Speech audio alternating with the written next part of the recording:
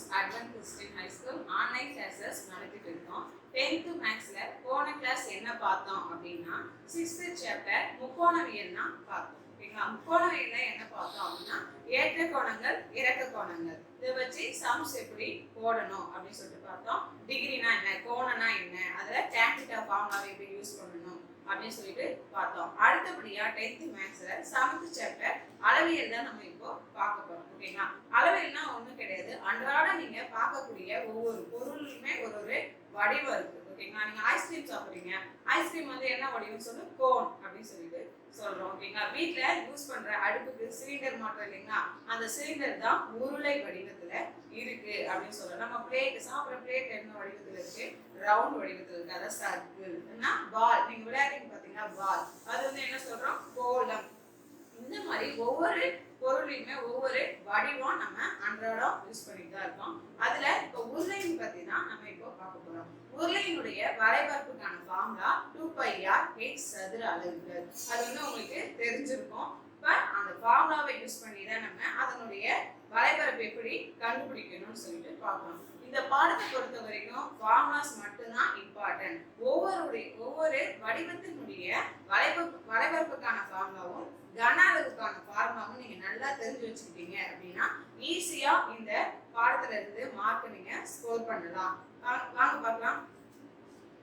7.1 எடுத்துக்காட்டு 7th chapter அளவியல். சரிங்களா? பேஜ் நம்பர் 281ல ஒரு உருளை வடிவ பீப்பாயின் உயரம் எத்தனை கொடுத்துருக்காங்க, 20 சென்டிமீட்டர் மற்றும் அடிப்புற ஆரம் 14 சென்டிமீட்டர் எனில் அதன் வளைபரப்பு மற்றும் மொத்த புறப்பரப்பை காண்பு சொல்லிருக்காங்க.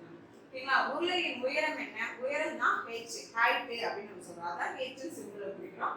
h = 20 centimetre. given that क्वेश्चनல கொடுத்திருக்கிறதை எடுத்து ஃபர்ஸ்ட் நம்ம எழுதிக்கணும். இப்போ உருளையின் ஆரம்னா ரேடியஸ், அதுதான் r இந்த சிம்பிள்ல நம்ம குறிக்கிறோம். 14 சென்டிமீட்டர். என்ன கேட்டிருக்காங்க, அதன் வளைபரப்பு மற்றும் மொத்த புறப்பரப்பை காண்க. அப்ப உருளையின் வளைபரப்புக்கான என்ன ஃபார்முலா, 2πr சதுர அலகுகள். 2πயோட வேல்யூஸ் உங்களுக்கு நல்லாவே தெரியும். எப்பவுமே பையோட வேல்யூஸ் 22/7.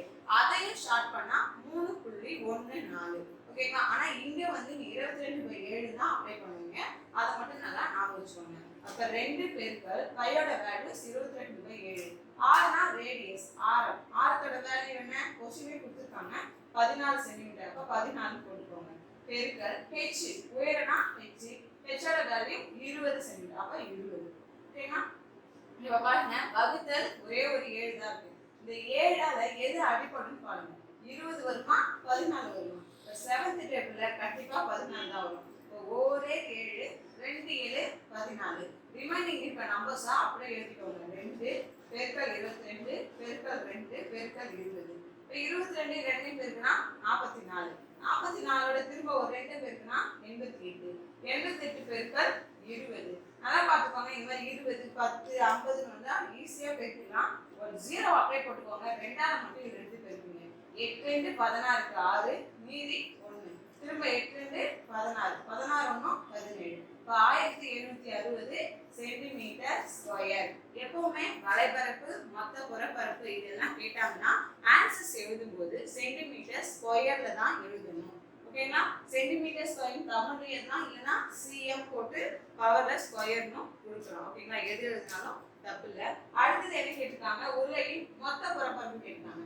மொத்த புறப்பரப்புக்கு என்ன ஃபார்முலானா 2πr × h+r சதுர அலகுகள். ஃபார்முலாஸ் எழுதும்போது கண்டிப்பா அந்த சதுர அலகுகள் எழுதுங்க, ஒரு மார்க்ஸ் கிடைக்கும். ஓகேங்களா?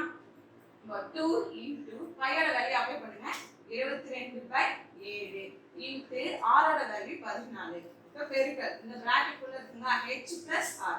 இப்போ h 20 + r 14. ரெண்டு கூட்டினா 34. ஓகேங்களா? இந்த ஒரே 7 2 14. அப்ப 2 2 பெருக்கல் 22 பெருக்கல் 2 பெருக்கல் 34. 2 பெருக்குனா 44. 34 2 பெருக்குனா 68. லாஸ்டா ரெண்டு நம்பரையும் பெருக்குனா 2992. இது என்ன கேட்காங்க, மொத்த புறப்பரப்பு. அதனால சென்டிமீட்டர் ஸ்கொயர். ஓகேங்களா? இப்ப உருளையினுடைய வளைபரப்பு எப்படி கண்டுபிடிச்சோம், அதே உருளையை பேஸ் பண்ணி தான் இந்த சம்ஸ்ல என்ன கொடுத்துருக்காங்க அப்படின்னா உருளையினுடைய வளைபரப்பு கொடுத்துட்டு மற்றும் என்ன கொடுத்துட்டாங்க, அதனுடைய உயரம் கொடுத்துட்டாங்க. கொடுத்துட்டு என்ன உங்களை ஆன்சர் பண்ண சொல்லியிருக்காங்க அப்படின்னா விட்டமும் காண்க அப்படின்னு சொல்லியிருக்காங்க. விட்டம்னா என்ன, ஆரம். ஓகேங்களா, விட்டத்துல பாதி தான் ஆரம். ஆனா நீங்க எப்படிங்க விட்டம் கேட்கறாங்கன்னு சொன்னா, அப்ப ஆரத்தை டபுள், அதாவது ரெண்டா பெருக்கனா, ஆரத்தை ரெண்டால பெருக்கனா கிடைக்கக்கூடிய ஆன்சர்ஸ் தான் விட்டம். ஓகேங்களா, அடுத்தது கணக்கு எடுத்துக்காட்டு வந்து 7.2 பேஜ் நம்பர் 271.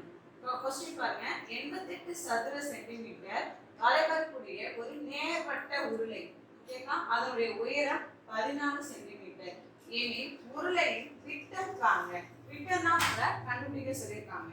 ஓகேங்களா, அதுல பாருங்க உருளையின் வளைவரப்பு கொடுத்துட்டாங்க. கொஸ்டின் எத்தனை சதுர சென்டிமீட்டர், 88 சதுர சென்டிமீட்டர். அப்புறம் என்ன கொடுத்துருக்காங்க கொஸ்டின்ல, உருளையின் உயரம். உயரம்னா h, h = 14 சென்டிமீட்டர். உருளையின் விட்டம் தான் நம்ம இப்போ கண்டுபிடிக்க போறோம். ஓகேங்களா, உருளையின் வளைவரப்பினுடைய ஃபார்முலா என்ன, 2πr/h. ஓகேங்களா, இந்த மொத்தத்தினுடைய ஆன்சர் 2πr/h ஓட ஆன்சர்ஸ் தான் எவ்வளோ, 88 சதுர சென்டிமீட்டர். இப்போ 88 வந்து நம்ம ஈக்குவல் பண்றோம். ஓகேங்களா, இப்போ 2 ஓட வேல்யூ உங்களுக்கு தெரியும், 22/7 பெருக்கல் r தெரியாது, நம்ம அதை தான் கண்டுபிடிக்க போறோம். இன்டு h ஓட வேல்யூ கொடுத்துருக்காங்க 14 = 88. இப்போ பாருங்க 1 7 2 7 14. இப்போ ரிமைனிங் இருக்க 2 பெருக்கல் 22 பெருக்கல் r பெருக்கல் 2 = 88 அப்படியே வச்சுக்கோங்க.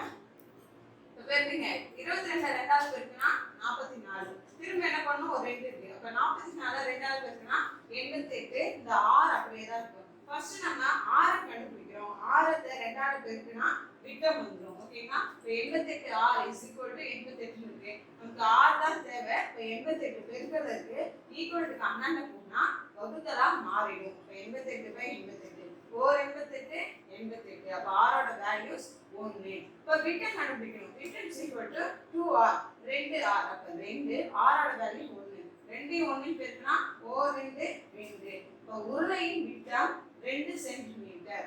ஓகேங்களா, உருளையின் விட்டம் எவ்வளவு கண்டுபிடிச்சீங்க, 2 சென்டிமீட்டர். இந்த சம்ஸ்னுடைய எக்ஸாம்பிள் எல்லாமே எக்ஸசைஸ் சம்ல உங்களுக்கு கொடுத்திருக்காங்க. ஓகேங்களா, அதெல்லாம் போட்டு என்னோட வாட்ஸ்அப் நம்பருக்கு அளவியல்ல இன்னும் ஒரு வடிவத்தை பத்தி தான் நம்ம இப்போ பார்க்க போறோம். என்ன வடிவம் அப்படின்னா உள்ளீடற்ற உருளை. உள்ளீடற்ற உருளைனா ஒண்ணுமே கிடையாது. நம்ம ஊரெல்லாம் பார்த்துருப்போம் இல்லையா, தண்ணி குழாய்க்காக இந்த ரோட்ல இது பள்ளம் எடுத்து அதுல ஒரு ரவுண்ட் சிமெண்ட்ல ரவுண்டா பழுப்பு புதைப்பாங்க, பார்த்துருப்பீங்க எல்லாருமே. அந்த பழுப்பினுடைய வடிவம் தான் வந்து உள்ளீடற்ற உருளை. ஓகேங்களா, ஏன் உள்ளீடற்ற உருளை அப்படின்னு சொல்றோம் அப்படின்னா அதுல 2 வடிவம் இருக்கு. ஓகேங்களா, வெளிப்புறமா பார்க்கும்போது உங்களுக்கு ஒரு உருளை வடிவ ஷேப் தெரியும். அந்த தடிமன் இருக்கு பாத்தீங்களா, எவ்வளவு மொத்தத்துல அது வந்து செய்யறாங்க, அதுக்கு இடையில இருக்கிறது தான் இன்னொரு வடிவம். அப்ப சின்னதா ஒரு உருளை இருக்கும். பாருங்க, நான் போர்டு வரைஞ்சிருக்கேன். நம்ம வெளிப்புறமா பார்க்கும்போது இந்த வெளியில இருக்கிற பெரிய ரவுண்டு அதனுடைய வடிவம் மட்டும்தான் தெரியும். அதுக்குள்ள இருக்கு இந்த சின்ன உருளை, இதுதான் உள்ளீடற்ற உருளை. ஏன் அப்படின்னா இப்ப சொல்லுவோம் இல்லையா, அந்த பழுப்பு என் விரல் மொத்தத்துல இருந்துச்சு, 2 விரல் மொத்தம் அப்படின்னு அதனுடைய தடிமன் அதுதான். ஓகேங்களா, அப்ப 2 உருளைக்கும் இடைப்பட்ட தடிமன் தான் 2 மீட்டர். கொஸ்டின் பாருங்க, தடிமன் 2 மீட்டர், உட்புற ஆரம் 6 மீட்டர் மற்றும் உயரம் 25 மீட்டர் உடைய ஓர் உருளை வடிவ சுரங்க பாதையில் உள் மற்றும் வெளிப்புற பரப்புகளுக்கு வண்ணம் பூசப்படுகிறது. 1 லிட்டர் வண்ணத்தை கொண்டு 10 சதுர மீட்டர் பூச முடியுமானால் சுரங்கப்பாதைக்கு வண்ணம் பூச எத்தனை லிட்டர் பெயிண்ட்? ஒண்ணுல சுரங்கப்பாதை படம். இப்ப நிலத்துக்கடியில சுரங்கப்பாதை அமைக்கிறாங்கன்னா அது என்ன வடிவத்துல இருக்குன்னா உருளை வடிவத்துல தான் குழியா போய்கிட்டே இருக்கு. ஓகேங்களா, அதுக்கு என்ன பண்றாங்கன்னா பெயிண்ட் அடிக்க போறாங்க. அப்ப பெயிண்ட் அடிக்கிறதுக்கு என்ன சொல்லிருக்காங்கன்னா 10 சதுர மீட்டருக்கு வந்து எவ்வளவு ஆகும்னு சொல்லியிருக்காங்க. இந்த உருளைக்கு 10 சதுர மீட்டருக்கு வண்ணம் பூசும்போது மொத்த சுரங்கப்பாதைக்கும் பெயிண்ட் அடிக்கும் போது எவ்வளவு பெயிண்ட் நமக்கு தேவை அப்படின்னு சொல்லிட்டு நம்ம இப்போ கண்டுபிடிக்க போறோம். ஓகேங்களா, அதுதான் பாருங்க உருளை மீட்டர் ஹைட் வந்து எவ்வளவு கொடுத்துருக்காங்கன்னா 25 மீட்டர். உட்புற ஆரம் அப்படின்னா இந்த சின்ன உருளை இருக்கு பாத்தீங்களா, அதனுடைய ஆரம் தான் 6 மீட்டர். வெளிப்புற ஆரம்னா அந்த பெரிய உருளை நம்ம பாக்குறோம் பாத்தீங்கன்னா வெளிப்புற தோற்றம், அதனுடைய ஆரம் தெரியாது. அப்ப என்ன பண்ணணும், அந்த தடிமனையும் உட்புற ஆரத்தையும் வந்து நீங்க ஆட் பண்ணிக்கணும். அதான் செஞ்சுக்க பாருங்க. வெளிப்புற ஆரம் = 6 + 2 = 8 மீட்டர். இப்போ வெளிப்புற ஆரம் நம்ம இப்போ கண்டுபிடிச்சிட்டோம். இப்போ உட்புற ஆரம் தெரியும், உயரமும் தெரியும். என்ன கண்டுபிடிக்கணும் அப்படின்னா அதனுடைய வலைப்பரப்பு. உள்ளிடற்ற உருளையின் வரைபரப்பு கண்டுபிடிச்சிட்டோம் அப்படின்னா உங்களுக்கு ஈஸி. அதோட வரைபரப்புக்கான ஃபார்முலா 2π. ஏன் இங்க r plus r னு சொல்லிருக்கேன், ரெண்டு ஆரத்தை வரும். வெளிப்புற ஆரத்தை வந்து தான் கேபிட்டல் R சொல்றோம், உட்புற ஆரத்தை ஸ்மால் r அப்படின்னு சொல்லிட்டு மென்ஷன் பண்றோம். ஓகேங்களா? அப்ப 2π into r plus r into h சதுர அலகுகள். ஓகேங்களா? 2 into பையோட வேல்யூ உங்களுக்கு தெரியும் 22/7 into கேபிட்டல் R என்ன கண்டுபிடிச்சோம் 8 meter plus small r 6 meter into h ஓட வேல்யூ 25. 8 6 கூட்டுங்க 14. இந்த 25 அப்படியே போட்டுக்கோங்க. 1 7 2 7 14. ரிமைனிங் இருக்க எல்லா நம்பர்ஸையும் அப்படியே மல்டிப்ளை பெருக்கல போடுங்க. 2 பெருக்கல் 22 பெருக்கல் 2 பெருக்கல் 25. இப்ப பாருங்க 2 2 4.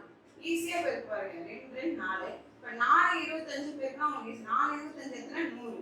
மீதி இருக்க 22. இப்ப 100 22. 1 22 22. ரிமைனிங் இருக்க டபுள் ஜீரோ அப்படியே போட்டுக்கோங்க. அப்ப 2200 சதுர மீட்டர்.